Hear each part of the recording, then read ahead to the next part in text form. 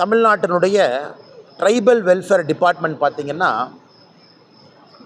நிறைய திட்டங்களை கொண்டு வந்திருக்கிறாங்க. நான் மத்திய அரசனுடைய திட்டத்துக்குள்ளேயே பேசுகிறீங்கன்னா தமிழ்நாடு அரசனுடைய திட்டங்கள், முடி திருத்துவதற்கான பயிற்சி, அயன் பாக்ஸில் ட்ரைனிங், இதெல்லாம் தமிழ்நாடு அரசு நடத்தக்கூடிய திட்டங்கள். டெய்லரிங் பயிற்சி, புதிய கல்விக் கொள்கைன்னு தமிழக அரசு நீதிபதி சந்துரு அவர்கள் கொண்டு வந்திருக்கிறாங்க. அதில் என்ன இருக்குன்னா, மீனவர்களுடைய குழந்தைகளுக்கு சில பயிற்சி.